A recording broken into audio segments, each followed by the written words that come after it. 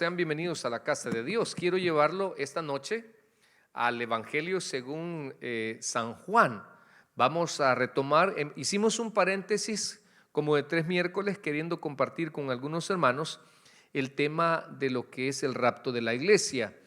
Y hoy vamos a darle continuidad a nuestro estudio como por formato de nuestra iglesia. Siempre tenemos el estudio bíblico de tomar un libro de la Biblia y de llevarlo verso a verso o por temas según vayamos, ¿verdad? Esto no se trata de correr, sino se trata de aprender.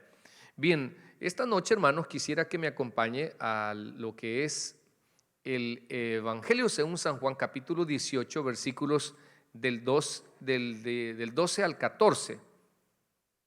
Déjeme ver, ahí creo están nada más para ver los que estamos ahí pendientes.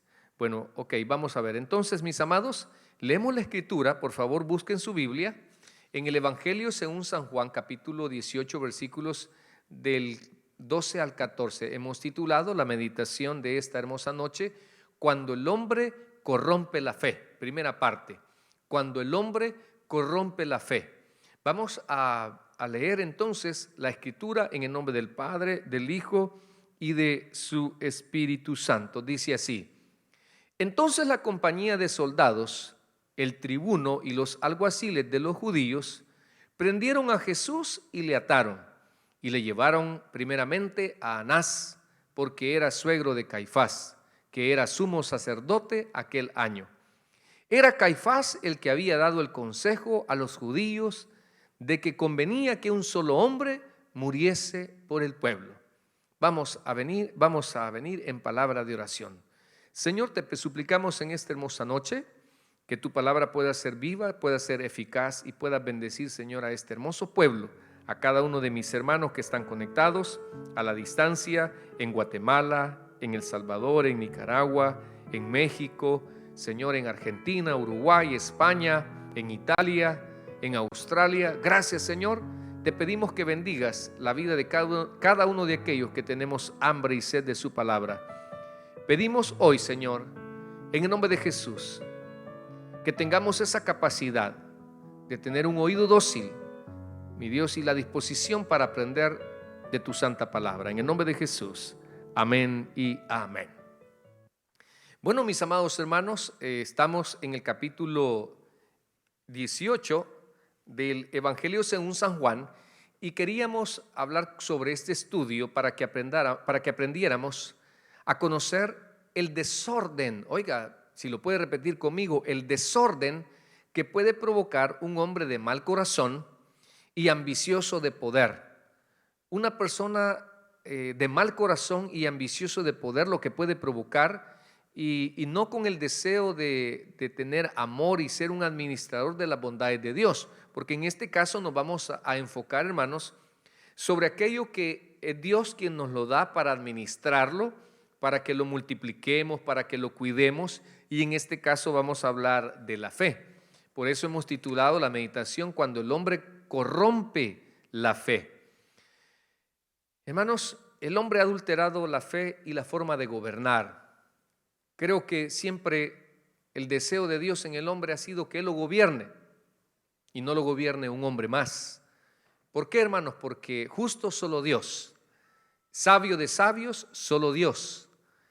Pero a través de la historia, porque esto es muy importante, hermanos, recuerde que la Biblia dice que a lo suyo vino, mas los suyos no le recibieron, hablando que hay un cuadro, hay un plan específico para el pueblo de Israel, y de alguna manera nosotros, la iglesia de Cristo, somos el resultado de ese rechazo, de esa dureza de corazón, y nosotros pues haber aprovechado el sacrificio de Cristo. Pero más sin embargo, creo que al ver todo un panorama completo, hermanos, vamos a ver también, o vamos a tratar de sacar a la luz, por qué estamos adulterando la fe o la forma de gobernar, tanto en una iglesia, en un país, en una familia. Creo que esas son las cosas importantes y por eso decía yo que vamos a conocer cuando una persona permite contaminarse su corazón o volverse ambicioso en su vida para no administrar su casa, por ejemplo, para no administrar las bondades de nuestro Dios. Hermanos, al hablar de la fe, creo que en nuestros tiempos hay un montón, como dice el Señor Jesús, vendrán tiempos donde vendrán lobos vestidos de ovejas. Creo que hoy la fe, hermanos, en ocasiones algunos la han creado como una fuente de ganancia y no una forma para adorar a Dios y servir al prójimo. Se ven como un medio de vida y no lo ven como el fin de adorar a Dios, una forma de adorar a Dios, ser un facilitador de que las personas puedan tener esa comunión con el Señor. Hermano, yo no puedo lograr la comunión con Dios, que usted tenga comunión con Dios. Esa es función del Espíritu Santo. Pero sí mi deber es crear también las condiciones que a mí me corresponden, como por ejemplo, mi deber es, hermanos, predicar la palabra a tiempo y afuera de tiempo. Abrir la iglesia, hermanos, no para multitudes, para que tenga hambre y sed de la palabra. Entonces, no basar el ministerio por números, o no ser pastor con el fin de tener el carro del año, tener una gran casa. O sea, todas esas cosas, hermanos, son secundarias. Lo primordial es ser un facilitador de un lugar donde haya un rebaño, un pueblo para adorar a Dios y servir al prójimo.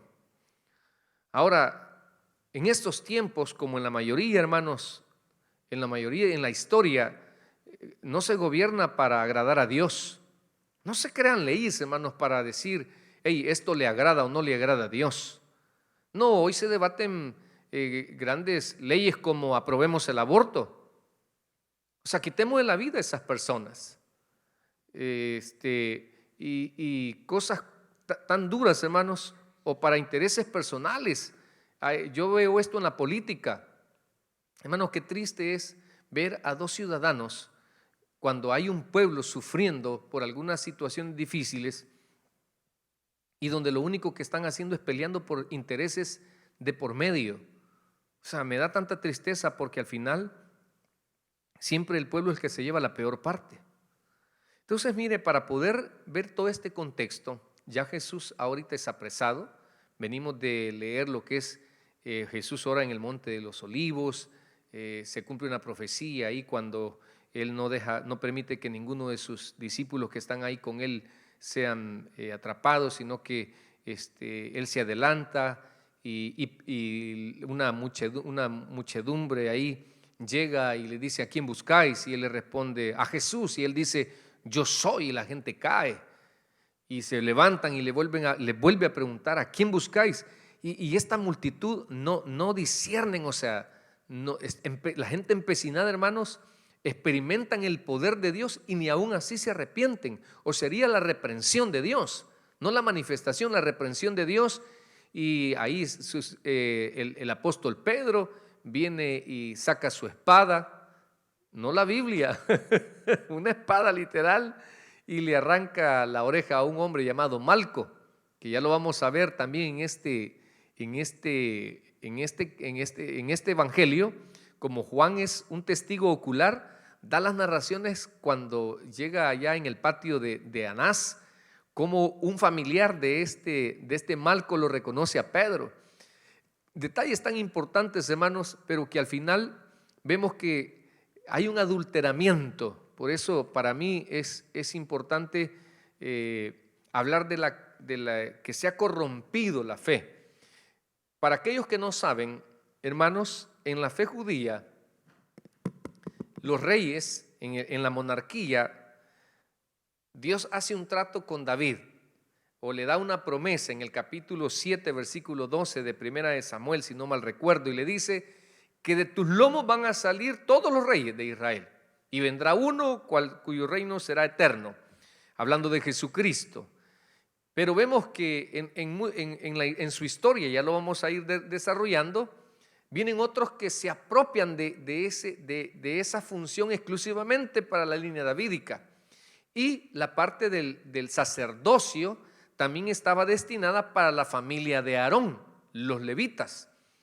Pero en la historia vemos que todo eso se corrompe, ya sea por los imperios que conquistaron a Israel y los judíos que aceptaron o permitieron el ejercer esas funciones no autorizadas, y vemos que todo eso pues deforma el modelo, deforma los planes que Dios tiene o tenga realmente para su pueblo, o incluso, hermanos, lo he visto para la iglesia.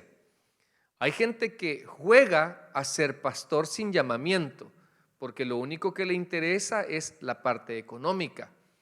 Hay gente, hermanos, hay pastores que adulteran el llamamiento de un diácono y se lo dan al que le da más dinero, al que diezma más, al que le regala un carro, o sea, fuera de realmente de la función o de la idoneidad. Y cuando hablo de la idoneidad, hermano, fíjese que no estoy hablando de la capacidad, sino estoy hablando de la elección soberana, porque no es del que quiere ni del que corre, sino del que Dios tiene misericordia. Y muchas veces tal vez nuestra apreciación ante un hermano que ejerce una función no estamos de acuerdo, y no vaya a ser que Dios te abofetee y te diga, como siempre ustedes ven lo exterior y yo veo el corazón. Así que hay que tener mucho cuidado, mis amados. Bueno, así que vamos a hablar, para ver esto, hermanos, acerca de cuando lo corrompido que está este mundo, la fe y la manera de gobernar, nos vamos a poner en un contexto. Vamos a hablar de los 8 periodos que ha pasado el pueblo de Israel. Vamos a hablar un poco de historia. Yo sé que para muchos en ocasiones la historia es tediosa o es aburrida, pero quiero decirle un principio. El que no conoce la historia es propenso a cometer los mismos errores. Fíjese, el que no conoce la historia es propenso a cometer los mismos errores. Quizás en este caso, poniéndolo un poco acá con la vida de nuestros hijos, ¿verdad? Es el que no oye consejo, ni va a llegar a viejo y está supeditado a cometer los mismos errores que tal vez nosotros quisiéramos evitarles. He ahí donde está la esencia de ser sabio, donde usted tenga la capacidad, dice, el avisado ve el mal y se aparta. Entonces, hermanos, el primer periodo en la historia del pueblo de Israel es conocido como el periodo patriarcal. Es muy importante, si usted no conoce historia hebrea, hermanos, por eso es que hay cosas que usted se pierde, por eso es que usted no maneja, por eso es que usted habla de texto fuera de su contexto, porque debatimos cosas que no aplican, que ya no tienen vigencia o que son exclusivamente para el pueblo de Israel. Entonces, es importante hablar, hermanos, y acerca de los tiempos. Entonces, el primer periodo, hermanos, de la historia en el pueblo de Israel es conocido como el patriarcal, el periodo patriarcal. Esto, como muchos ya sabemos, comienza a través de la historia de un hombre conocido como el padre de la fe, el padre Abraham, ese gran hombre que le creyó a Dios, que salió de Ur de los Caldeos. En la historia, en la arqueología, ahí estaban ubicados los sumerios. Ahí, hermanos, se cree que habitaron los primeros hombres. Más o menos en esa parte geográfica estaba la luna media fértil. Por ahí creen algunos historiadores también que estuvo el Edén. Cosas curiosas, ¿verdad? No sé si ustedes ya habían pensado, bueno, ¿y dónde está el Edén? Allá a la vuelta de Quetzaltenango. Así que, y los sumerios también le dan un gran aporte a la humanidad, porque son los que primero registran la escritura. Y luego también el sumerio fue uno de los primeros imperios, y luego siguieron los egipcios. Allá como por la quinta dinastía hay varias pirámides, y una de las más pequeñas es una de las más importantes, no de las más grandes, porque ahí encuentran escrituras o jeroglíficos de los egipcios para entender muchas cosas. Ya ven que los egipcios, hermanos, hay muchas cosas de las que se conocen ahora en cuanto a la medicina, en cuanto a ciencia, que el aporte lo dio el imperio egipcio. Cosas muy interesantes a través de la historia. Pero bueno, entonces, hermanos, hablando del periodo patriarcal, que es en el que nos vamos a enfocar en este momento, hermanos, mire qué interesante en esto. La época patriarcal, estamos hablando de Abraham, Isaac, Jacob y sus hijos, y hasta cuando esos 70 personas se van a Egipto. Ese es conocido como el periodo patriarcal. Estamos hablando entre el año 2000 al 1500 antes de Cristo, prácticamente 500 años de historia. donde es conocido en Israel como el periodo patriarcal. Nace o surge a través de un hombre, como le podemos calificar, que un hombre con amor a Dios. Buen punto para nosotros, hermanos. La pregunta para usted y para mí, quizás como a Pedro: ¿cuánto ama usted al Señor? ¿Qué tan dispuesto, cuánto es su disposición para Dios? ¿Qué tanto atiende un llamado? ¿Qué tanto usted sabe lo que Dios quiere de usted? ¿Qué tan comprometido usted está con Dios? O sea, preguntas, hermanos, que van a reflejar el amor que usted le tenga a Dios. Es tan importante eso. Y un hombre, hermanos, que podemos destacar también, que le creyó a Dios. Hermano, creerle a Dios, la fe no se basa por lo que te da. La fe se basa por las promesas que te dice. Cuando tú le crees a Dios, hermano, y eres capaz de poder decir: yo no te quisiera llevar porque no voy a ser un charlatán diciéndote: mira, salí al cielo y mira las estrellas, Dios te promete una nación. No, salí al cielo porque Dios te ha prometido una morada allá en el cielo. Eso sí nos ha prometido. Eso sí nos ha prometido que cuando estemos ausentes en este cuerpo vamos a estar presentes al Señor. Nos ha prometido una morada eterna. Entonces, la pregunta es: ¿tú quieres ver esa morada para creer primero? No, tienes que creer por fe. Y un día vas a ser premiado allá en el reino de los cielos por haber creído por fe. Entonces, este periodo patriarcal, vemos a un hombre con amor a Dios y un hombre que le creyó a Dios y que supo darle continuidad a la palabra. Porque esto, hermano, quiero detenerme también. Y yo siento en mi corazón, como siempre lo he enseñado: hermano, aproveche las edades de sus hijos. ¿Qué significa esto, hermano? Que la mejor edad que podemos aprovechar en la vida de nuestros hijos es la infancia. Porque hay un momento que los hijos crecen. Hay los hijos de repente llegan a mayoría de edad. Hay un momento donde los hijos ya no aceptan corrección, y cuando usted los quiere corregir, pues lo solucionan yéndose de la casa. Hay momentos que los hijos eligen la persona equivocada. Hay momentos que los hijos, hermanos, se envuelven en vicios equivocados. En ocasiones los hijos se meten en mediocridades equivocadas de no aspirar nada. Pero muchas veces, hermano, parte de esa responsabilidad, digo yo, una demanda o una solvencia. Hermano, muchas veces la vida espiritual de tus hijos, en algún momento Dios te lo va a demandar a ti. ¿Sabes por qué? Porque no queremos aceptar el modelo que Dios ha dejado. Primero, no queremos hacer nuestra función como sacerdotes, porque si amamos a Dios, realmente vamos a amar a la familia. Vamos a amar a nuestra esposa, vamos a amar a nuestros hijos, vamos a amar a la madre de nuestra esposa, vamos a amar al padre de nuestro esposo, no por lo que nos haya dado, no porque le caigamos bien, sino porque, hombre, estoy compartiendo la vida con alguien que le dedicó tiempo y sacrificio. Entonces, hermanos, esta época patriarcal a mí me encanta, o este periodo patriarcal en la historia de Israel, hermanos, porque hubo un hombre que amó a Dios, hubo un hombre que le creyó a Dios y hubo un hombre que le supo dar continuidad a la palabra. Ojalá que tú realmente puedas siempre darle continuidad a la escritura, hermano, en tu vida de fe. Es pero tan importante, tan necesario, hermanos, darle continuidad. Y esto lo llamo yo a aquellos también, yo no sé qué tanto tiempo tiene usted de ser cristiano, yo no sé por qué busca de Dios. Bueno, hay veces no lo juzgo a usted, yo me cuestiono, fíjese, yo me cuestiono cuando hay personas que no le dan crecimiento, no le dan continuidad, sería, a su vida espiritual. No sé por qué se quedan solo con la salvación, no sé por qué solamente se quedan con el bautismo, no sé por qué llevan esa doble vida, cristianos y mundanos. Nadie puede servir a dos señores. Pienso que debe de haber una lucha, pero su deseo siempre debe de ser el de andar en los caminos de Dios.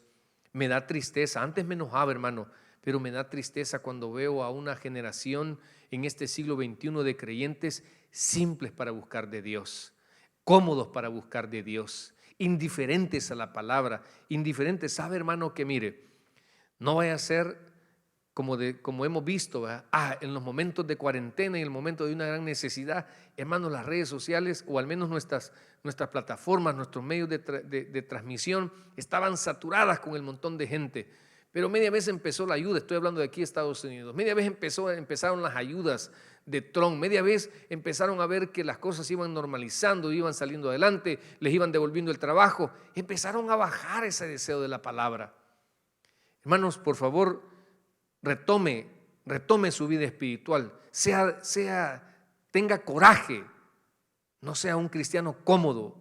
En esta historia, hermanos, debemos de hacer la diferencia, debemos de ser de ese remanente fiel al Señor, amadores de su palabra, esforzados, hermanos, dispuestos, hermanos, a la orden del Señor. Hoy ponía yo una imagen en mis redes sociales, está la imagen de un león y atrás está Jesús en la cruz.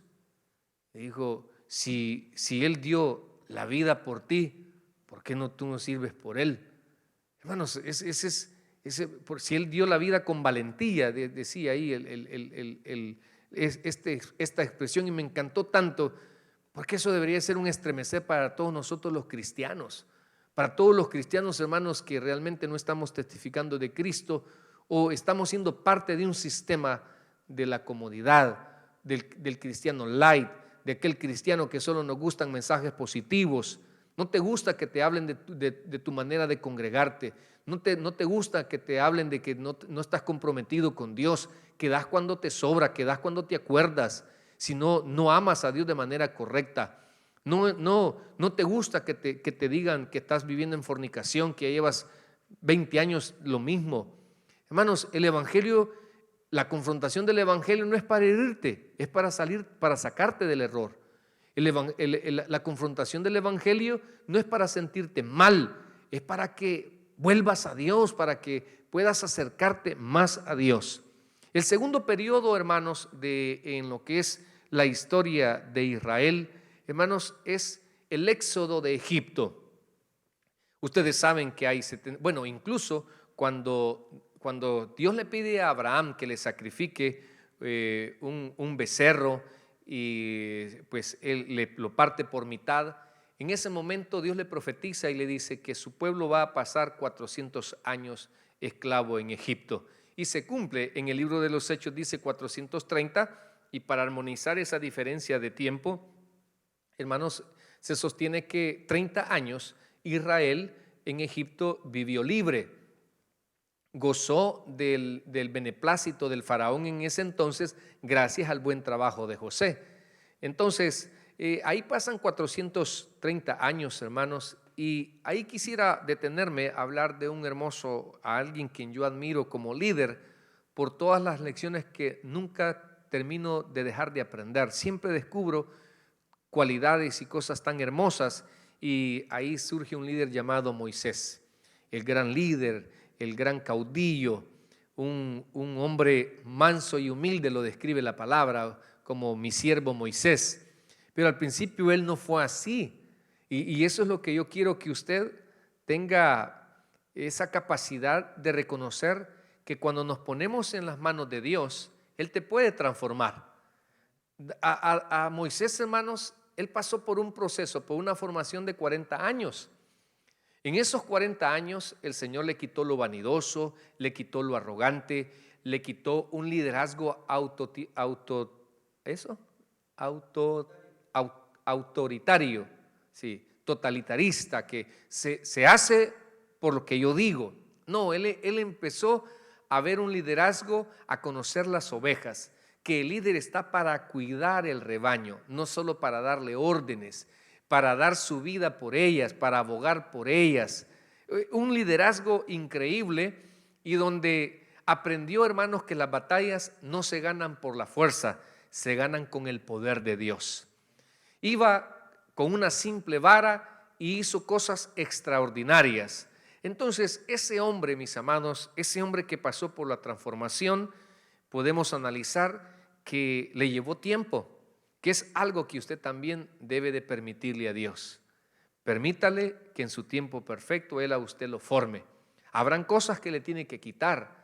Usted sabrá usted sabe de dónde patojea, pero no es para recriminárselo, sino es para que busque el auxilio en Dios. Hermano, mire, usted ve a una persona servidora, usted ve a un predicador, pues muchas veces estuvimos en delitos y pecados, estuvimos con luchas, estuvimos en una disyuntiva, no sé si agarrar para acá, para allá, pero el Señor lo que comenzó lo perfeccionó y lo puede hacer en usted. Usted puede llegar a ser un gran líder de su casa, usted puede llegar a ser, si no fue un gran padre, puede llegar a ser un gran abuelo ahora que es cristiano. O sea, hermanos, para todo hay tiempo y usted no puede cambiar el pasado, pero sí puede mejorar el presente y transformar el futuro de la vida de sus hijos.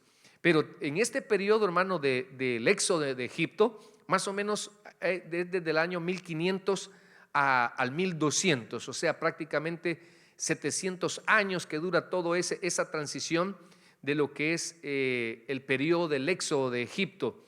Entonces, este hombre llamado Moisés, alguien quien yo admiro, ya le dije, porque pues aprendió a liderar a un pueblo amándolo, aprendió a liderar a un pueblo cuidándolo, aprendió a guiar un pueblo a través, perdón la redundancia, de la guianza de Dios, y supo ser un buen instrumento. Y sabe, hermanos, enfrentó cosas imposibles, pero ¿sabe con quién? Con el Dios Todopoderoso. Hermanos, en ese entonces enfrentar a Faraón era el hombre más poderoso del mundo. Fue el medio para darle calma al pueblo de Israel en momentos difíciles, donde lo creían todo perdido, que se creían que iban a morir, y Dios siempre les mandaba una respuesta de esperanza a través de este gran siervo Moisés. Y luego llegan, hermanos, a lo que es Israel en Canaán, el tercer periodo. Este también lo ponen desde el año 1500 al 1200, prácticamente lo dividen en dos estos 700 años, el periodo del éxodo de Egipto y lo que es Israel en Canaán. Ahí, hermanos, vemos que Moisés entrega su liderazgo. Dios, oiga bien, Dios, no Moisés. Y eso quiero poner bien claro, hermanos, porque esto, los planes y propósitos le pertenecen a Dios, no nosotros los hombres. Nosotros solamente somos administradores. Y yo quiero hablarle también a aquellos que tienen un llamado. Por favor, hermanos, su deseo debe ser servirle a Dios, no seguir sus deseos. Estar en donde Dios quiere, hacer lo que Dios quiere que usted haga. Y de paso, le quiero dar una sugerencia: apréndale a ser el Señor fiel en lo poco. O sea, muchas veces nosotros en ocasiones nos graduamos del colegio de teología y ya queremos tener una iglesia como Dante Gebel. Hermano, mejor cuando ya te gradúes, desea agarrar una escoba en una iglesia y servir. O sea, ponete a las órdenes, deja que Dios te vaya abriendo las puertas. Por favor, sé siempre alguien que va a ayudar, alguien que vas a ver dónde está la necesidad. Y ahí Dios quiere que hagas algo. Pero hoy en día, hermanos, yo siempre lo describo, hay pastores que lo único que están esperando a que un consiervo se equivoque para que al final él caerle encima al ministerio. Eso no es correcto. Dios para cada uno tiene una función y un ministerio. Y en este periodo, hermanos, pues lo sucede Josué, un hombre prácticamente un hijo espiritual de Moisés, alguien, hermano, que siempre se mantuvo, y esa parte es muy importante. Dios bendice a los que se mantienen siempre en los planes de Dios. No se aparte, no se aparte. Oh, hermanos, en estos 20 tantos algo de años, ¿a cuántos he visto yo que Satanás los aparta? Los aparta de un ministerio, los aparta de una iglesia, los aparta de su familia, los aparta de su buen trabajo. ¿Sabe por qué? Porque se dejan gobernar por las inconformidades, se dejan gobernar por los enojos, se dejan gobernar por las tentaciones, se dejan gobernar por las adulaciones. ¿Cuántas cosas fracasan en ese momento? Y en este periodo vemos a un hombre llamado Josué, al cual también goza del respaldo de Dios. Y eso me encanta, hermanos, porque mire, los hombres van, los hombres vienen, pero Dios permanece siempre con su pueblo. Y de repente un hombre con carácter de conquista, y esa es una cosa que yo quisiera ponerla en su corazón. No espere las cosas en la boca. Hermanos, seamos conquistadores. Y sabe, yo quisiera que tú aprendas a conquistarte a ti mismo. Antes de querer conquistar algo afuera, conquístate a ti mismo. Conquista tus emociones, conquista tus debilidades, conquista tus compulsiones, conquista tus malos deseos. Y entonces Dios tendrá preparado un Canaán para que lo conquistes. Pero de nada sirve que tú quieras conquistar algo si ni siquiera tú te conquistas a ti mismo. Entonces, este hombre, hermanos, al final tiene le dice Dios: mira que te mando que te esfuerces y seas valiente. Yo creo que en esta cuarentena, en esta pandemia, en este COVID-19, el Señor manda a que nos esforcemos y seamos valientes.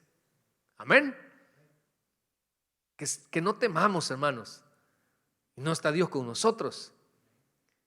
No importa lo que venga, hermanos. Si Dios nos ha dicho que vamos a conquistar y vamos a salir, pues vamos a salir. Ya sea que nos dé el COVID o no nos dé el COVID. Así que por favor, no se rinda. Confiemos en Dios. Nosotros no somos de los que retrocedemos. Y conquista la primera ciudad, Jericó, y así sucesivamente va contra todos los pueblos. Pero me encanta al final, en el capítulo 24, él, cuando ya va de salida, le dice a su pueblo: escogeos a quien sirváis, pero yo y mi casa serviremos a Jehová. Creo, hermanos, que ahí le podemos agregar en este periodo a un hombre de convicción. Tu vida de fe requiere convicción. ¿Y por qué? Porque no puedes obligar las decisiones en otros. Cada quien. Tú vela por los que están a tu cargo y por los que tienes autoridad. Te voy a poner un ejemplo en el caso de nosotros los esposos. Digamos, en mi caso, a mí mi esposa no me va a decir: mira, Edwin, como estás ahí en la iglesia, pues nos vamos a cambiar y nos vamos a hacer. No. Ella no gobierna mi vida espiritual. Quien la gobierna es el Espíritu Santo. O viceversa, tu esposo. O sea, nosotros nos movemos bajo la voluntad de Dios. ¿Y la voluntad de Dios qué hay? Orden. Y en la voluntad de Dios que hay unidad. Entonces no me vengas a decir que lo que estás queriendo hacer, si no hay un orden y no hay unidad, no es de Dios. Mira qué interesante todas las cosas que podemos aprender. Y viene él y dice: yo y mi casa serviremos a Jehová. Entonces la vida de fe requiere convicciones. La vida de fe requiere convicciones por sobre la palabra u opinión de mis hijos, por sobre la palabra u opinión de mi pareja, por sobre la opinión o palabra de mis padres, por sobre la opinión y palabra de un mandatario. Hermanos, si lo que me está pidiendo atenta contra los mandatos de Dios, no lo puedo hacer. Y tengo que asumir con valentía esa responsabilidad. O al menos eso es lo que yo encuentro en la Escritura, hermanos. Personas de convicción. Pero hoy en nuestros días, ¿cómo estará la convicción de la iglesia? ¿Cómo estará la convicción de los pastores? A mí me da risa escuchar, señalamientos duros, hermanos, como por ejemplo que un pastor con su iglesia, que Dios lo llame a la política. O sea, ¿Dios te va a cambiar tu función de pastor por irte a un curul? Por un periodo de 5 o 3 años vas a cambiar tu servicio a Jesucristo. Así están tus convicciones. O sea, hermanos, la vida de fe, yo no sé si tú estás ubicado, pero la vida de fe requiere compromiso con Dios. Requiere que sepas en quién has creído.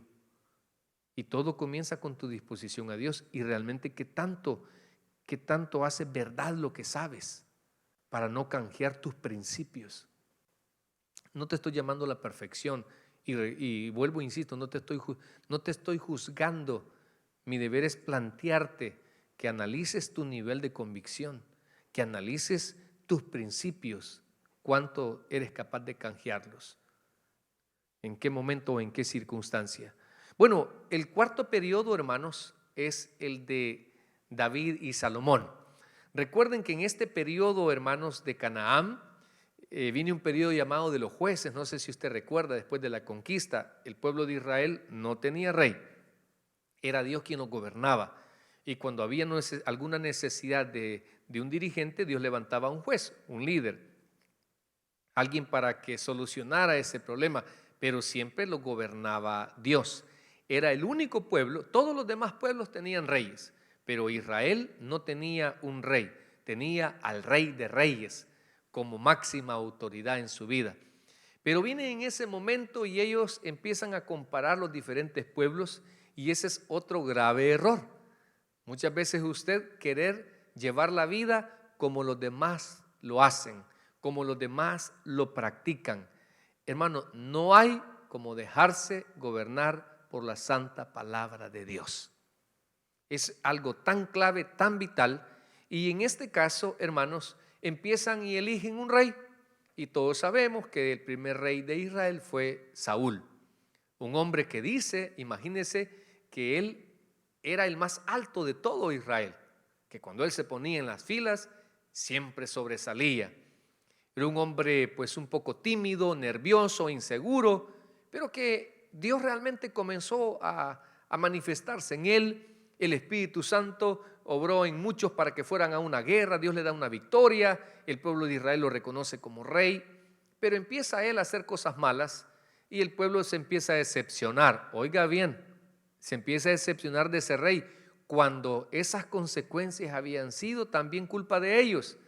Entonces, en ocasiones nosotros, hermanos, vemos errores de otros y no entendemos que parte de ese error no asumimos nuestra responsabilidad también, que somos parte de ese problema. Hay cosas que no solamente señales la culpa, ¿por qué no reconoces también dónde está tu problema? Y bueno, y la historia pues viene y Dios le dice, ahí hay un hombre conocido como el último juez y el gran profeta Samuel. Viene y les levanta, me encanta el capítulo 16 de Primera de Samuel, cuando Dios le dice, vosotros los hombres siempre miráis lo exterior, yo miro el corazón. Y ahí Dios manda a la casa de Isaí, a Samuel, a que vaya a hacer un sacrificio de paz, y le dice, y de paso me vas a ungir al futuro rey. Y pasan todos los hijos, todos los soldados de Isaí que están en el ejército, y ninguno de ellos califica, o al menos ninguno le dice Dios que ese es el rey. Y todavía le pregunta Samuel a Isaí, ¿no tienes otro hijo?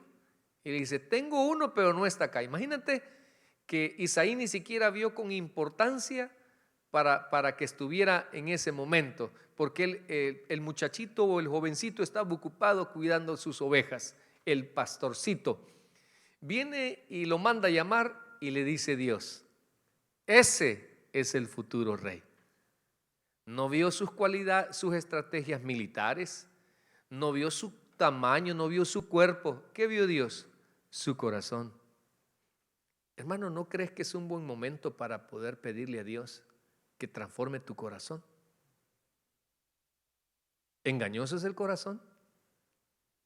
¿Qué tan dice? No, tú puedes decir, no, si yo soy don bueno, yo soy don pastor. ¿Y Dios ve tu corazón?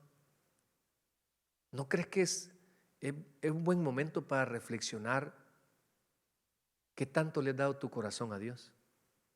¿Qué tanto espacio ocupa Dios en tu corazón? Yo tengo 3 hijos. En el Día del Padre, pues mi hijo mayor que tengo en otro país me saludó por FaceTime. Mi hija Esther en las mañanas se levantó ahí haciéndome monadas, me llegó a abrazar, le estuve haciendo piojitos y ahí acordándonos del Día del Padre. Por cierto, me ofreció también un regalo que ya viene en camino, dice ella.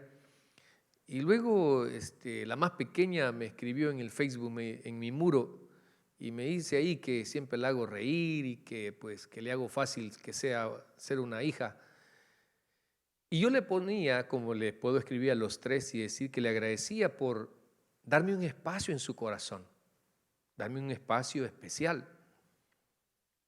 Y eso quizás lo quisiera trasladar en tu vida. ¿Qué lugar especial ocupa Dios? Porque Dios dice que amarás a tu Dios con todas tus fuerzas, con todo tu corazón y con toda tu mente. Ese es un mandato, hermano. No es algo que si quieres, tienes que hacerlo. Si realmente te llamas cristiano. En este periodo, hermanos, donde en la conquista en el periodo de David y Salomón, en el año 1000 al 922, pues, hermanos, el rey David siempre supo gobernar como amigo. Esa parte a mí me encantó de un pastor que me lo dijo, que el rey David siempre supo gobernar como amigo. ¿No crees que se te haría mejor ser una esposa y ser una amiga? Porque comprenderías más a tu esposo. ¿No crees que se te haría ser mejor esposo, pero también amigo? ¿Dónde comenzó la relación? ¿Por qué comenzó la química? Porque había una buena amistad. Entonces no puedes decir que sigues a Dios si no tienes amistad con Dios. Y no puedes tener una amistad con Dios si no le conoces. Y no puedes tener una amistad con Dios si no compartes sus ideales. Hermanos, personas hay muchas, pero los amigos van a caminar contigo conforme a los ideales y principios y formas de ser. Yo tengo conocidos muchos pastores, pero no comparto sus ideales, no comparto sus principios, no comparto su manera de gobernar. ¿Y por qué, pastor? Porque no son bíblicas, porque no son honestas, porque no son sinceras, porque no es una manera correcta de administrar la iglesia. Ministerios familiares, inmorales, doble moral sería. En el púlpito parecen santos y en la refrigeradora tienen cervezas, sin ánimo de juzgarlos. O sea, son complacientes. En ningún momento quieren salir de eso. Ellos quieren seguir con su doble moral. Quizás hasta roban de las ofrendas. O sea, principios, hermanos, que no vamos a poder caminar. Entonces, en este caso, el rey David, hermano, siempre supo honrar. También Salomón aprendió muy bien del padre esa parte. Y ¿sabes qué me encanta de Salomón? Que él supo pedir no para él, sino para su pueblo. Fíjate que cuando ya David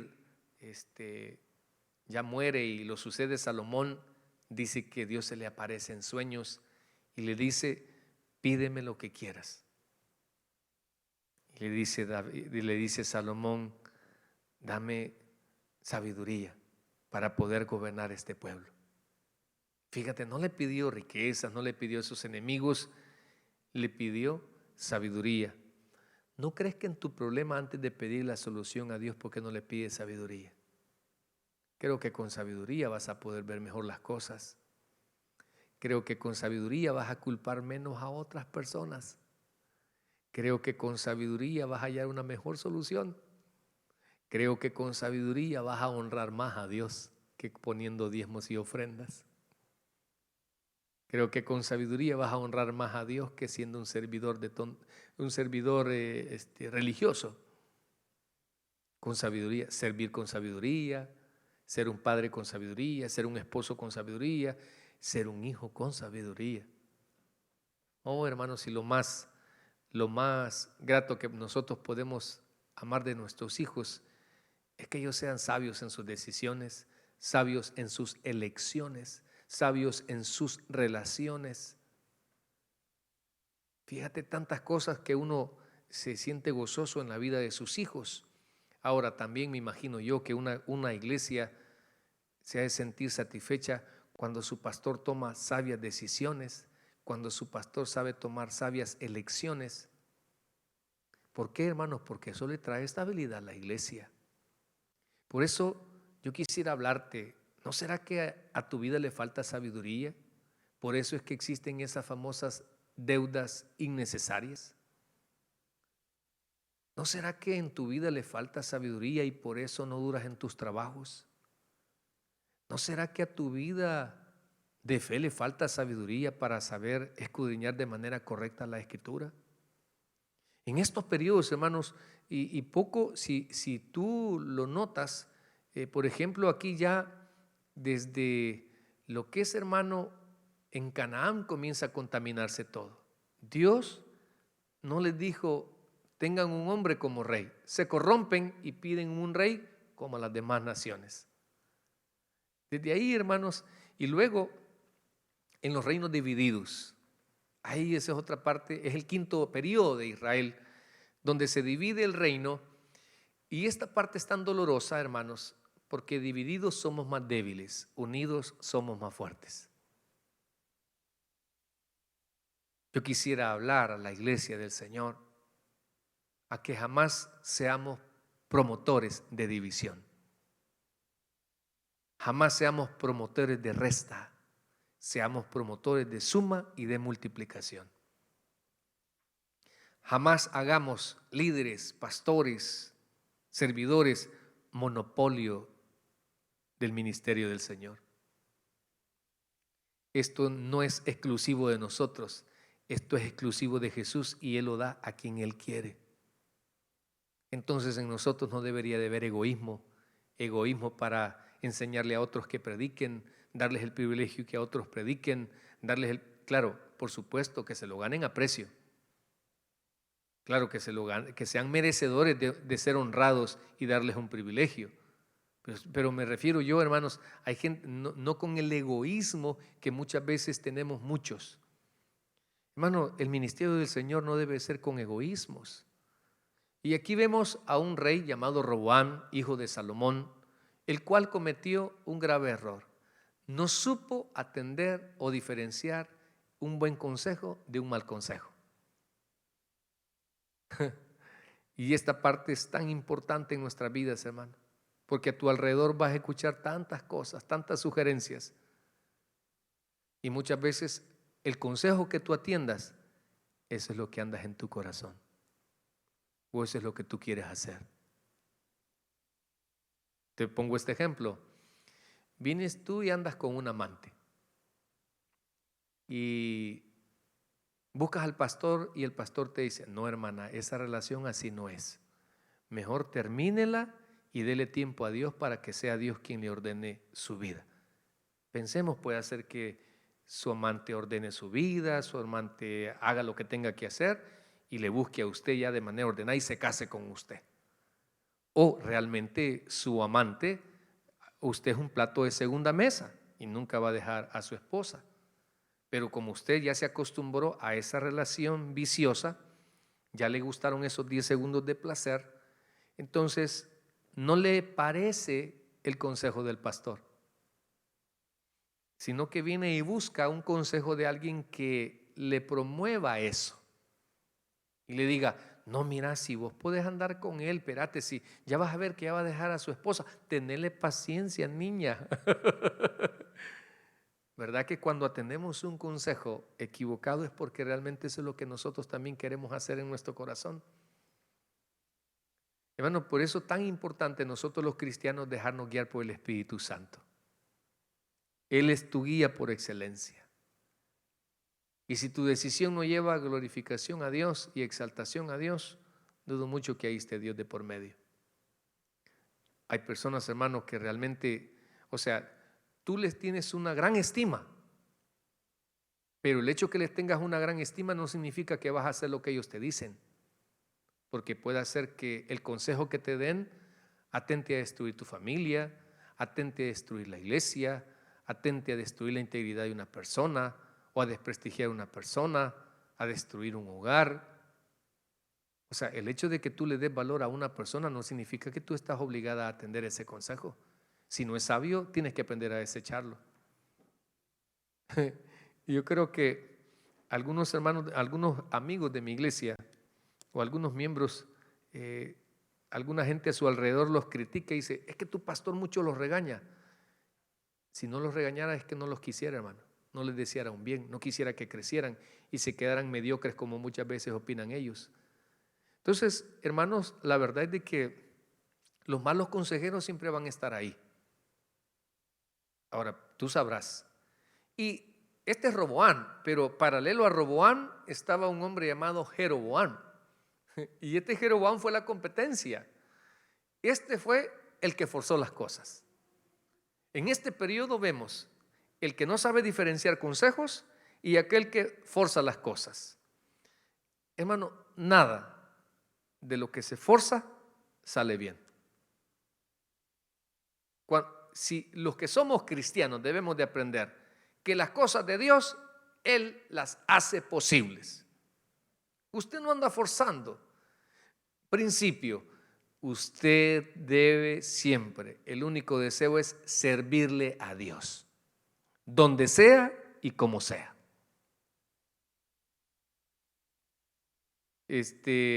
Pongo este ejemplo, ¿verdad? Mire, pastor, ¿y usted? ¿Cómo es su llamamiento? ¿Usted siempre soñó predicar en Estados Unidos? No,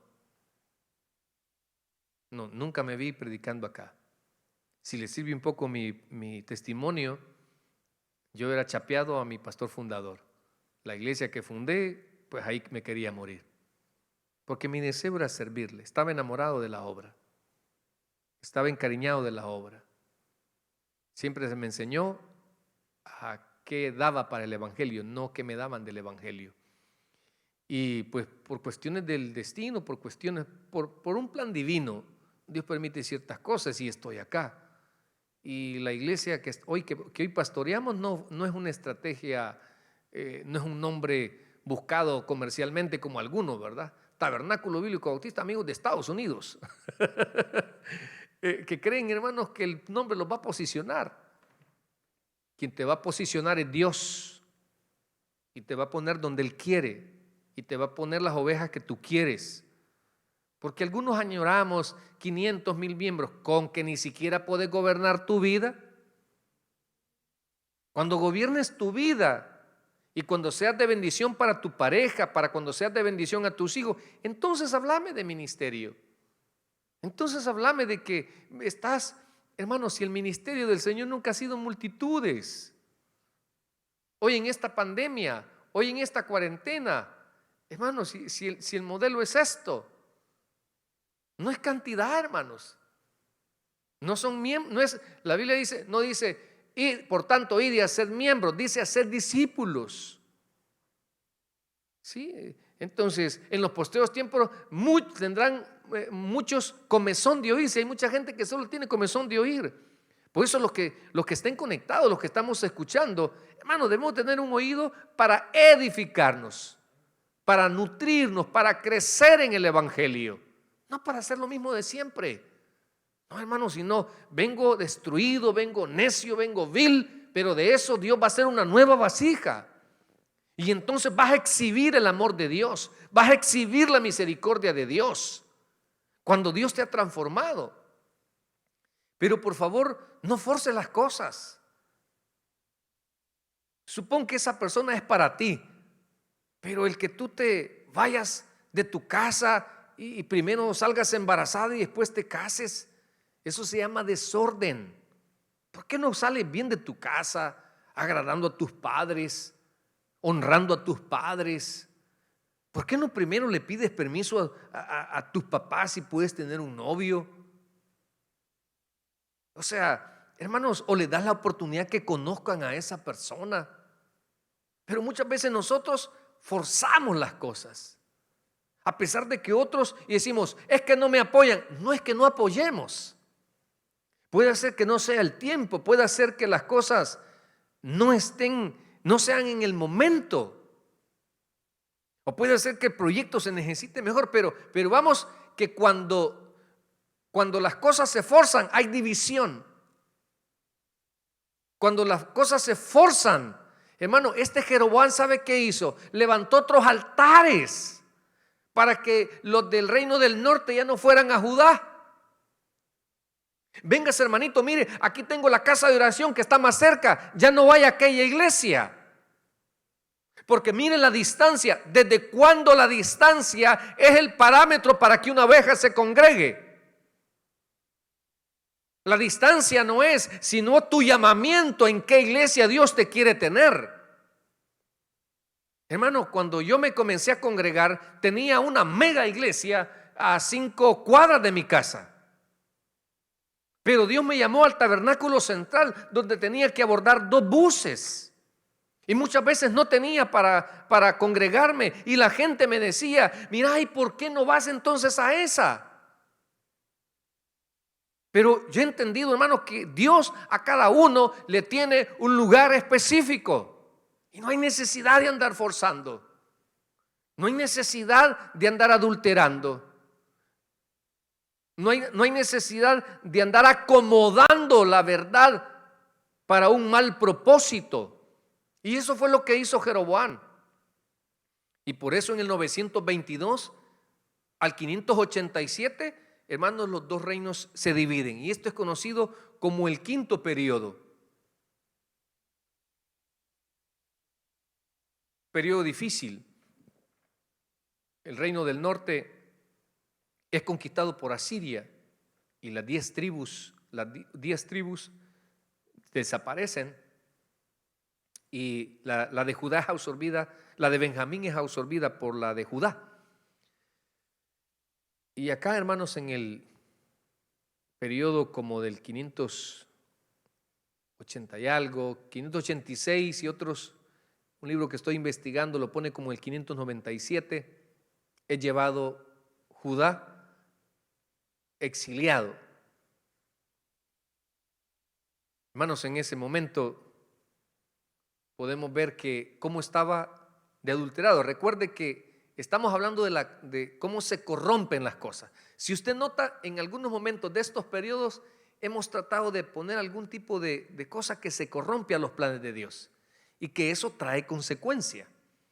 Y todo esto lo vamos a llevar, hermano. Por eso yo le puse primera parte, porque después toda esta parte de gobierno espiritual y de gobierno secular o social, cuando terminamos con Jesús, con Anás y Caifás, ya le dije que el rey de Israel tiene que ser de la genealogía de David, y el sumo sacerdote tendría que ser arónico.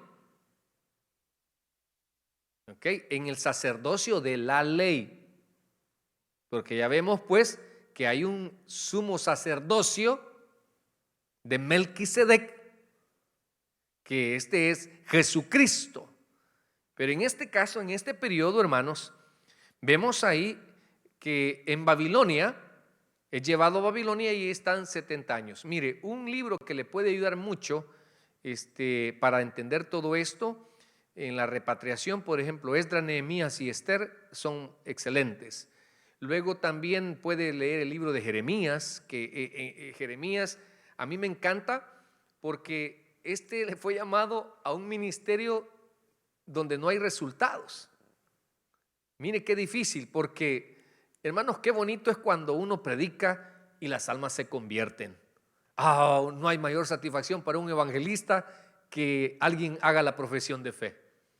Aquí tengo un hermano que ahorita está en esta pandemia echándole ganas. No voy a decir su nombre porque lo quiero mantener en el anonimato, Israel Sánchez. En Jondipo, hermano, en Hombres de Valor está el pastor 6 almas, pastor 30 almas. Y yo me imagino que él, por lo que hace, su mayor satisfacción son las conversiones. Entonces, en la vida de un pastor igual, en la vida de un pastor es una conversión y una vida restaurada. Una vida con llamamiento, una persona que está sirviendo, una persona que anhela la iglesia. Entonces uno dice, estamos cumpliendo los propósitos a los cuales hemos sido llamados. Esa es la mayor satisfacción. Pero vemos ahí, hermanos, que en Babilonia la consecuencia, Jeremías predicó y les decía, ustedes han manchado el nombre de Jehová, ustedes cometen idolatría, vuélvanse a Dios, miren, va a venir un imperio, los va a conquistar. Y ellos no creyeron. Un corazón endurecido, ¿sabe qué es lo que pasa? No cree a los juicios de Dios. Un corazón endurecido no discierne las grandes consecuencias que le vienen a su vida. La paga del pecado es muerte. Mentira. Yo comí del fruto y no me morí en el momento. Porque un corazón endurecido no discierne los juicios. Bueno, yo no sé usted si en algún momento tiene comunión con Dios. ¿Usted no se pone erizo al ver todas las cosas que están sucediendo? Hermano, ¿usted no está notando que ahorita hay una lucha de poderes de países? Rusia, Japón, China, Estados Unidos. Estados Unidos ya no es el mismo de antes. Si él no se renueva, si él no se vuelve a sus principios, este imperio va a caer. Hermanos, estamos viendo cosas, enfermedades nunca antes vistas, fenómenos naturales nunca antes vistos. Hermanos, cada cuánto está temblando, hay terremotos. 2017, 2017, México en el Distrito Federal, un terremoto increíble, estrago, 7 puntos y algo. Y hoy en Oaxaca otro. Y la pregunta es, sí, es que estamos en la falla de San. ¿Cuál falla? ¿Cuál falla, señores? Es que a Dios ya le estamos colmando la paciencia. Es que Jesús ya viene por su iglesia y el mundo no se arrepiente. ¿Por qué, hermanos? Porque queremos escuchar un sermón de, mira, tú puedes, tú vas a alcanzar tu meta, tú vas a lograr esa casa. Sí, mira, con fe y oración te vas a lograr casar. Hermano, ¿y tu vida espiritual dónde está? Estás en delitos y pecados y lo único que hace es cumplir tu cuota religiosa. No es así, hermanos. Juan le dejó en el advenimiento de Cristo, le dejó un pueblo arrepentido, con temor a Dios. Y nosotros en este tiempo debemos de tener la misma actitud, un pueblo arrepentido y con temor a Dios. Ya basta de tener un pie adentro y un pie afuera. Hermanos, el otro periodo, el séptimo periodo, para dejar el último, que es el periodo de los dos testamentos, que es en el contexto que estamos hablando del Evangelio según San Juan, es el periodo de restauración. Hermanos, en este periodo a mí me encanta porque Dios puede hacer de nuevo las cosas. Allá, no sé si usted cuando lea el libro de Nehemías, llegan unos hombres de la ciudad de Jerusalén a contarle, él es el copero del rey, y le cuenta cómo está la ciudad destruida, cómo están las puertas quemadas, cómo hay una gran pobreza. Y viene este hombre, y me encanta, no sé cuántos sermones tengo de ese capítulo 1, versículo del 11 en adelante, que él se pone a orar y le dice, Padre, reconozco que hemos pecado contra usted, le hemos fallado. Nehemías estaba bien, pero él tenía empatía con su pueblo que estaba pasando situaciones difíciles. Y eso, hermano, es algo que realmente nosotros debemos de aprender, a tener esa empatía. Bueno, y entonces Dios utiliza a este rey, no sé si el rey Darío, creo que el rey Darío, o rey Asuero, no, el rey Asuero es de Esther, el rey Darío, hermanos, y le dice, ¿qué quieres que te haga? Y le dice él, pues mi pueblo, mi ciudad está destruida, y nosotros, y me encanta esto porque nosotros lo que queremos es adorar a Dios. Y hermanos, en ese tiempo, le voy a poner en perspectiva, el imperio babilónico es conquistado por el imperio persa.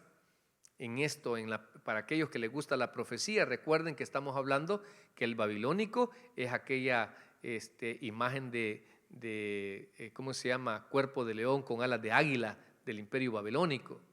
Y luego viene el imperio persa, es el oso con las 3 costillas, que de ahí surge lo que es la parte del imperio medo-persa. Luego viene el leopardo, que es el imperio, ¿cómo se llama?